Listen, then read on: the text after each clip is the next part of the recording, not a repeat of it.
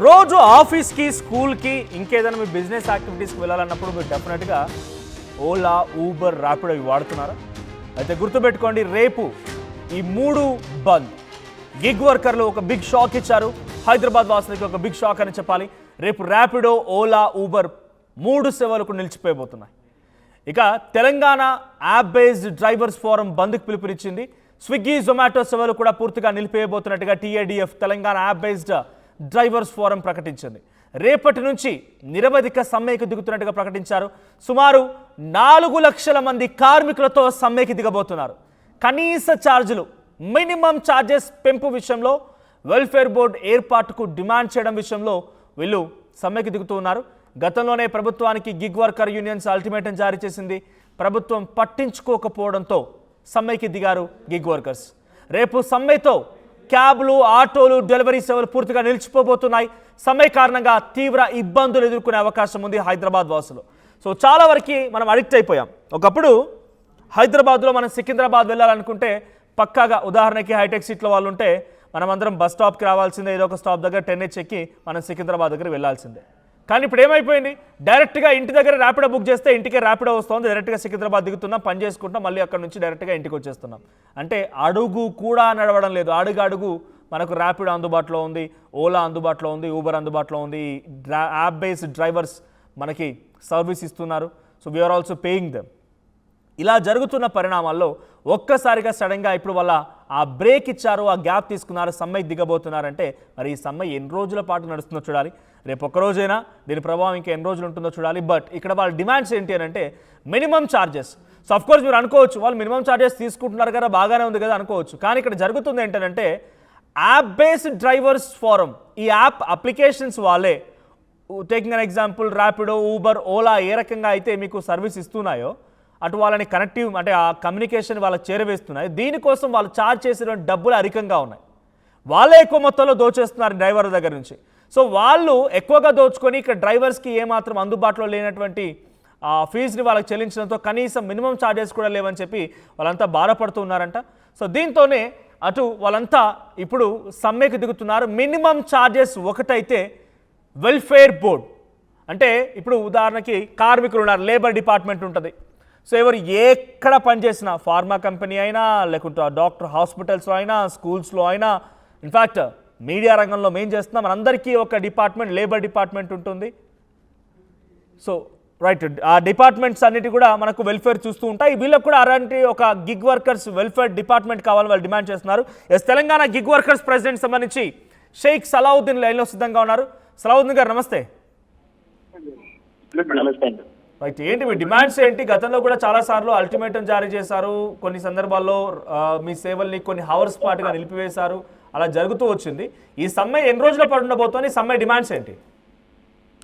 ఇది indefinite strike ఏదైతే ఉందో తెలంగాణ రాష్ట్ర వ్యాప్తంగా గతంలో కూడా 22వ తారీఖుకి బ్రేక్ డౌన్ ఫ్లాష్ స్ట్రైక్ చేయడం జరిగింది.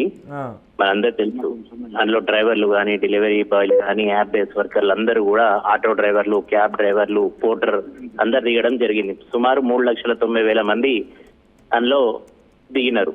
ఓకే, ఇది ఒక కేవలం ఆ రోజు ట్రైలరే ఉండే. ఇప్పుడు సినిమా చూపిస్తామని చెప్తున్నాం. ప్లాట్ఫామ్ కంపెనీలు ఇప్పటి వరకు ఇంత టైం ఇచ్చినప్పటికీ కూడా ఏ ప్లాట్ఫామ్ కంపెనీలు కూడా ఇప్పటివరకు చర్చలకు రాలేదు.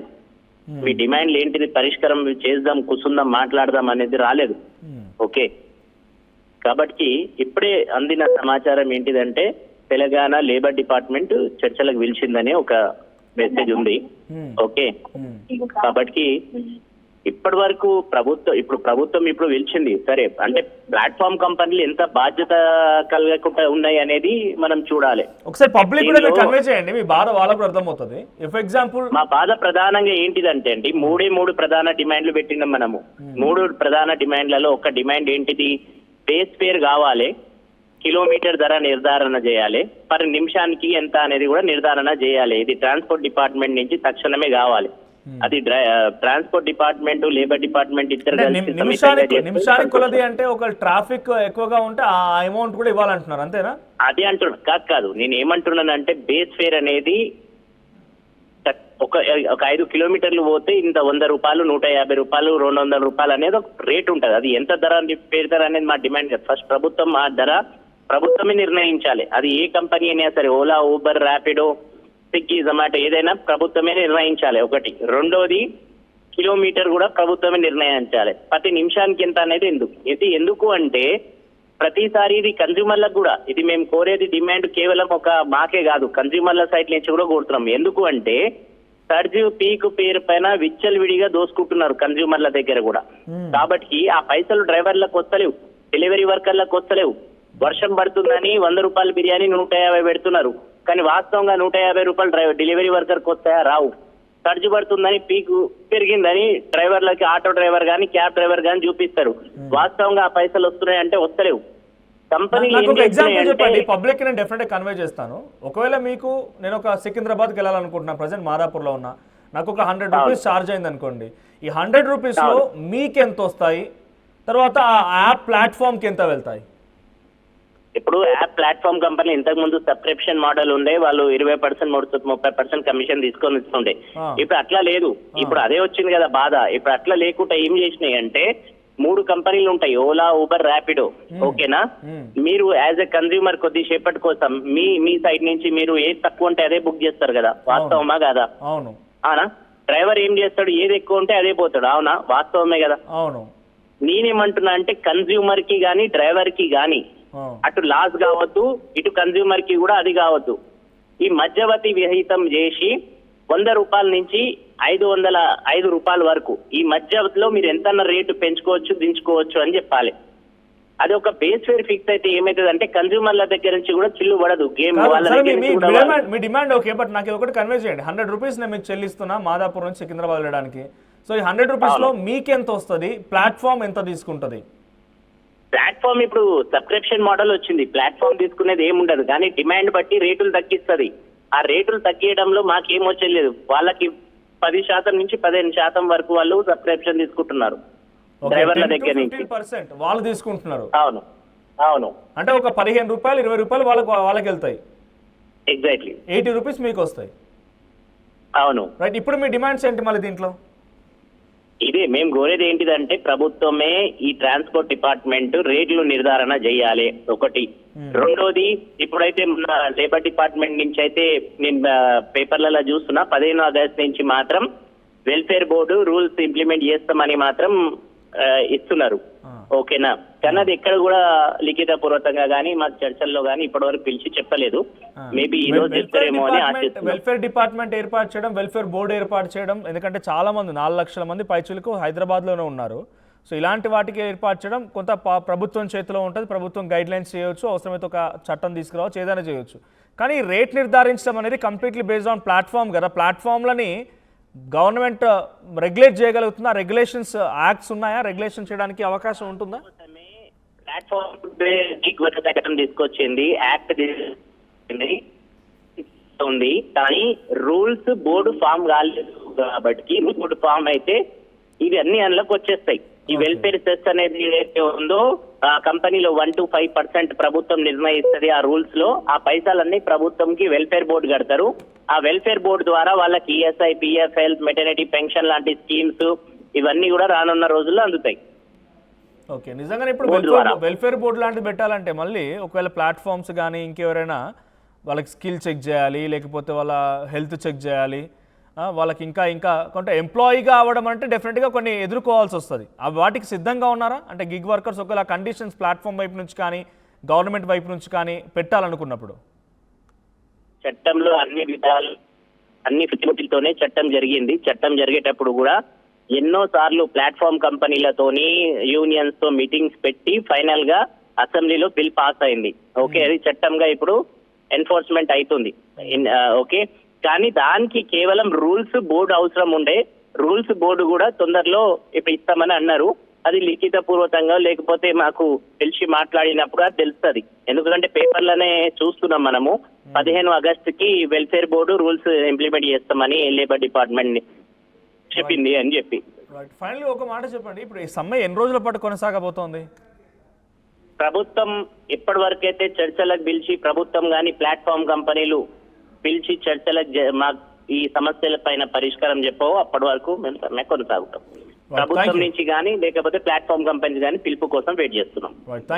చర్చల కోసం. థ్యాంక్ యూ సలావుద్దీన్ గారు. సో ఇది తెలంగాణ గిగ్ వర్కర్కి సంబంధించిన యూనియన్ అధ్యక్షులు మాట్లాడుతున్నమాట. మా ప్రతినిధి నిర్మల సిద్ధంగా ఉన్నారు. నిర్మల, సమ్మెకి దిగుతామంటున్నారు. గతంలో అసెంబ్లీలో కూడా చర్చ జరిగింది ఈ అంశం. గిగ్ వర్కర్ల వెల్ఫేర్ కోసం ప్రయత్నం చేస్తామని చెప్పుకొచ్చారు. ఏదో కొత్త చట్టాన్ని కూడా రూపొందించేందుకు సిద్ధమైపోయారు. సో ఇప్పుడు గిగ్ వర్కర్ల డిమాండ్ మాత్రం చాలా క్లియర్గా ఉంది. బేస్ ఫేర్ని గవర్నమెంట్ డిసైడ్ చేయాలి, తర్వాత ప్లాట్ఫామ్లు మా నుంచి దోచుకోవడం ఆపివేయాలి, వెల్ఫేర్ బోర్డుని ఏర్పాటు చేయాలి వాళ్ళ డిమాండ్స్. సో ప్రభుత్వం ఏ దిశగా అడుగులు వేస్తోంది? ఈ 4 లక్షల మంది ఉపాధి, సరే సర్వీసెస్ సంబంధించి ఇంకా ఆల్టర్నేట్ రూట్సో ఇంకేదో క్రియేట్ చేసే అవకాశం ఉన్నా, సో ఈ 4 లక్షల మందికి మాత్రం డెఫినెట్గా ఉపాధి కోల్పోతారు, వాళ్ళు రకరకాల ఇబ్బందులు పడే అవకాశం ఉంది, కుటుంబ పోషణ కష్టమవుతుంది. సో ఈ 4 లక్షల మంది ఉపాధి లేకపోతే 4 లక్షల మందికి సంబంధించిన జీవితాన్ని దృష్టిలో ఉంచుకొని గవర్నమెంట్ ఎటువంటి డిసిషన్ తీసుకునే అవకాశం ఉంది? చర్చలకు పిలుస్తారా? ఎస్ మనోజ్, మరి ప్రభుత్వం అయితే చర్చలకు పిలిచే అవకాశాలు కనిపిస్తూ ఉన్నాయి. ఎందుకంటే 4 లక్షల మంది ఒకేసారిగా సమ్మెకు దిగడం అనేది కూడా ఇప్పుడు ప్రజలకు ఇబ్బందుల పాలవుతారని కూడా చెప్పొచ్చు. ఇటు గిగ్ వర్కర్స్ కూడా వాళ్ళు కూడా ఇబ్బందుల పాలే అవుతారని చెప్పొచ్చు. ఎందుకంటే అందులో చాలా వరకు కూడా నిరుద్యోగులే ఉన్నారు. చాలా వరకు వాళ్ళు చదువుకొని ఉద్యోగం లేక ఇక్కడ స్విగ్గీ, జొమాటో, ఊబర్, ర్యాపిడో ఇలాంటివి నడుపుకుంటూ వాళ్ళు జీవనాన్ని కొనసాగిస్తూ ఉన్నారు. దాని మీద ఆధారపడి ఉన్నారు. ఓ రకంగా చూసుకోవాలంటే వాళ్ళు దాదాపు 1 సంవత్సరం కాలం పాటు నుంచి కూడా ప్రభుత్వంతో ఇటు కంపెనీలతో పోరాడుతూనే ఉన్నారు. వాళ్ళకు దక్కాల్సిన సర్వీస్ ఛార్జెస్ అసలు వాళ్ళు దక్కనివ్వట్లేదు, పెంపొందించట్లేదు. వాళ్లకు ఎటువంటి అవకాశం అంటే ఇంతకుముందు కూడా వాళ్ళు అడిగారు, మాకు లైఫ్ ఇన్సూరెన్సులు కూడా మీరు ఇవ్వట్లేదు అని చెప్పేసి కూడా. అలాంటిది మరి అవి కూడా కోరుకుంటున్నారు వాళ్ళు. ఇంకొకటి ఏంటంటే ఇప్పుడు ప్రజలు కూడా ప్రతి ప్రతి నిమిషం కూడా కాదు, ప్రతి క్షణము ఇటు ర్యాపిడో, ఊబరు ఇలాంటి ఓలా ఈ వీటిపైనే జిగ్గి జొమాటో ఈ వీటిపైనే ఆధారపడి ఉంటున్నారు. ఎందుకంటే చాలా వరకు హాస్టల్స్లలో ఉండే వాళ్ళు స్విగ్గీ, జొమాటో మీద ఆధారపడి ఫుడ్ ఆర్డర్ పెట్టుకుంటూ ఉంటారు. ఇటు ఎక్కడికి వెళ్ళాలన్నా ప్రతి క్షణము ఊబరు అలాగే ఓలా ఇవి మనకు ర్యాపిడో అందుబాటులో ఉన్నాయని చెప్పేసి కూడా చాలా వరకు ఉపయోగించుకుంటున్న వాళ్ళు ప్రజలు ఉన్నారు. అలాంటిది ఇక్కడ వీళ్ళకు చూపించే రేటు ఒకటైనప్పటికీ కూడా ఇటు సర్వీస్ చేసే వాళ్ళకి వర్కర్లకు మాత్రము వాళ్ళకి చెందేది కొద్దిపాటి మాత్రమే, 5% కూడా మాకు రావట్లేదు. ఛార్జీలు పెంపు అయినప్పటికీ కూడా మాకు మాత్రం కమిషన్ పెంచట్లేదు అని చెప్పేసి కూడా వాళ్ళు ప్రాధేయపడుతున్నారు. అలాగే డిమాండ్ కూడా చేసిన రోజులు కూడా ఉన్నాయి. ఇప్పుడు మాత్రం ఈరోజు సాయంత్రం వరకు ప్రభుత్వం కానీ కంపెనీలు కానీ దిగి రాకపోతే ఖచ్చితంగా కూడా నిరవధిక సమ్మెను మేము నిర్వహిస్తాము, అలాగే ధర్నాలకు కూడా దిగుతాము. వాళ్ళు దిగొచ్చేంత వరకు కూడా పూర్తిగా సేవలను నిలిపివేస్తాం రేపటి నుంచి అని చెప్పేసి కూడా వీళ్ళు చెప్పుకొస్తున్న మాట. మరి ఒకవేళ గనక వీళ్ళు పూర్తిగా నిలిపివేస్తే మాత్రం హైదరాబాద్ ప్రజలు ఇబ్బంది పడతారు, ఇటు కార్మికులు కూడా వాళ్ళ ఫ్యామిలీ పరంగా కూడా రోడ్డున పడాల్సిన పరిస్థితి అయితే వస్తుంది. కాబట్టి ఖచ్చితంగా ఇటు ప్రభుత్వం లేకపోతే కంపెనీలైనా సరే దిగి వచ్చి వీళ్ళతో చర్చలు జరిపించే అవకాశాలు అయితే కనిపిస్తూ ఉన్నాయి. మనోజ్, ప్రభుత్వం చేతిలో ఉండే పని వెల్ఫేర్ బోర్డుని ఏర్పాటు చేయడం, నిజంగా వాళ్ళకి న్యాయం చేయడానికి కోసం వాళ్ళకి కొంత వెసులుబాట్లు కల్పించడం. కానీ ఇక్కడ బేస్ ఫేర్ నిర్ణయించేది డైరెక్ట్గా డ్రైవర్స్ కాదు, గవర్నమెంట్ కాదు, మనం నిర్ణయించలేము. యాప్లో అక్కడ జరిగేటువంటి సిచ్యువేషన్, తర్వాత అక్కడ ఉన్నటువంటి ట్రాఫిక్ మూవ్మెంట్, రెయిన్ అన్నీ కలగలిపిన తర్వాతే మనకు రేట్స్ వస్తూ ఉంటాయి. పబ్లిక్కి అందరికీ తెలుసు. సో ఇప్పుడు ఆ యాప్ బేస్ ఫేర్ని నిర్ణయించేటువంటి అధికారం గవర్నమెంట్కి ఉంటుందా? సో ఇప్పుడు దానిపైన గవర్నమెంట్ ఏ రియాక్షన్ తీసుకునే అవకాశం ఉంది? వీళ్ళకు ఛార్జీలు పెంపు అవ్వాలి అని అంటే మాత్రము ఖచ్చితంగా కూడా ఇటు కంపెనీస్ వైపు నుంచే పెరగాలి. ఇంకొకటి ఏంటంటే ఇక్కడ పెట్రోల్, డీజిల్ ధరలు కూడా పెరగడంతో వర్కర్లకు అనేది ఇబ్బంది అవుతుంది. వాళ్ళకు కూడా బర్డెన్ పెరిగిపోతుంది. వచ్చే దాంట్లో వాళ్ళకి సరిపోవట్లేదని వాళ్ళు అడుగుతున్నమాట. అందుకు ఇటు కంపెనీలు ఖచ్చితంగా కూడా వాళ్ళు ఒప్పుకోవాలి, చర్చలకు దిగాలి అనేది వాళ్ళు కోరుకుంటున్నమాట. ఇటు ఛార్జీలు పెంపొందించాలి అని అంటే కూడా ఇటు ప్రభుత్వంతో కూడా వీళ్ళు చర్చలు జరిపించాల్సిన అవసరం అయితే ఉన్నట్టుగా తెలుస్తూ ఉంది. ఎందుకంటే వీళ్ళకు కావాల్సిన హక్కులను దక్కించుకోవాలి అంటే ఈ యాప్లు ఖచ్చితంగా ప్రభుత్వం వాళ్ళతో చర్చించి ఇటు 4 లక్షల మంది వర్కర్లతో చర్చకు దిగాల్సిందిగా కూడా తెలుస్తూ ఉన్నమాట. కాబట్టి ఖచ్చితంగా చర్చలు జరిగే అవకాశం ఉంది. కానీ ఈ రోజే జరుగుతుంది అనే నమ్మకం అయితే కనిపించట్లేదు. టైం పట్టొచ్చు. మేబీ టైం పట్టొచ్చు ఖచ్చితంగా. ఆ టైం పట్టే వరకు అయితే ఇటు హైదరాబాద్ ప్రజలు ఇబ్బందులను ఎదుర్కోబోతున్నారు ఖచ్చితంగా. ఎందుకంటే అన్ని సేవలు ఆగిపోతున్నాయి. ఊబర్, ఓలా, అలాగే ఇటు మనం చూసుకుంటే ర్యాపిడో, స్విగ్గీ, జొమాటో ఇవన్నీ కూడా ఆగిపోతున్నాయి. ఇవన్నిటిపైన ఆధారపడ్డారు 80% ప్రజలు. ఆధారపడ్డప్పుడు ఖచ్చితంగా కూడా ఇవన్నీ పూర్తిగా సేవలు నిలిపివేస్తున్నారు కాబట్టి ఇటు ప్రజలు ఇబ్బంది పడుతున్నారు, అటు వాళ్ళకి ఇన్కమ్ లేక కార్మికులు కూడా ఇబ్బంది పడాల్సిన పరిస్థితి అయితే కొన్ని రోజుల వరకు తప్పేటట్లేదు. వీళ్ళు చర్చలకు దిగేంత వరకు అనేది క్లియర్గా తెలుస్తున్నమాట Manoj. Right, thank you Nirmala. So మొత్తంగా రేపటి నుంచి సమ్మెకి దిగబోతూ ఉన్నారు Ola, Uber, Rapido, Swiggy, Zomato food delivery apps నుంచి మొదలుకుంటే అన్ని గిగ్ వర్కర్స్ మొత్తం కూడా రేపటి సమ్మెకి దిగుతున్నారు. వాళ్ళ ప్రధానమైన డిమాండ్ వెల్ఫేర్ బోర్డు ఏర్పాటు చేయడంతో పాటుగా బేస్ ఫేర్ని పెంచాలి అనేది వాళ్ళ డిమాండ్గా ఉంది. మరి డిమాండ్స్ని గవర్నమెంట్ ఎలా రెక్టిఫై చేస్తుంది, గవర్నమెంట్ వైపు నుంచి ఎటువంటి సహాయ సహకారం దొరుకుతుంది, ముఖ్యంగా ప్లాట్ఫామ్స్ అంటే ఈ అప్లికేషన్ సంబంధించినటువంటి ఆ ప్లాట్ఫామ్స్ అధికారులు, ప్లాట్ఫామ్ సంబంధించిన ఆఫీసర్లు వాళ్ళని ఎలా అప్రోచ్ అవుతారు, వాళ్ళతో ఎటువంటి టాక్స్ నడుస్తాయి, ఏ రకమైన పరిష్కార మార్గం దొరుకుతుందో చూడాలి. బట్ డెఫినెట్గా ఈ సర్వీసెస్ నిలిపివేశారు అంటే కనుక చాలామంది ఇబ్బంది పడక తప్పదు. ఉదయాన్నే లేస్తే చిన్నగా ఒక కప్ కాఫీ పెట్టుకోవాలన్నా కాఫీ పౌడర్ అయిపోయినా కూడా మనం ఈ సర్వీస్ ఉపయోగించుకుంటున్నాం. సో కాఫీ పౌడర్ ఆర్డర్ చేసుకుంటున్నాం, మిల్క్ ప్యాకెట్ నుంచి మొదలుకుంటే నైట్ డిన్నర్ ఆర్డర్ చేసుకునేంత వరకు ప్రతిదీ కూడా ఈ యాప్ బేస్డ్ డ్రైవర్స్ ఫారం నుంచే వస్తున్నాయి. ఐ మీన్ వాళ్ళ నుంచే ఈ రకంగా వస్తున్నాయి, యాప్ బేస్డ్ డ్రైవర్స్ దగ్గర నుంచే. సో ప్రతిదీ వాళ్ళే హెల్ప్ చేస్తున్నారు కాబట్టి డెఫినెట్గా ఆ సేవలు నిలిచిపోతే కొంత ఇబ్బందులు తప్పదు. మరి రేపటి నుంచి సమ్మె మొదలవుతోంది. మరి గవర్నమెంట్ నుంచి కానీ ప్లాట్ఫామ్ నుంచి కానీ టాక్స్ నడిస్తే కానీ, చర్చలు జరిగితే కానీ మేము మళ్ళీ పని చేయము అని చెప్పి వారంతా చెప్తున్నారు. ఏం జరిగిందో చూడాలి. సో మీ ఎక్స్పీరియన్స్ ఏంటి ఈ యాప్ వర్కర్స్తో, ఆ తర్వాత ఒకవేళ లేకపోతే మీ పరిస్థితి ఏంటో కూడా కామెంట్ చేయండి.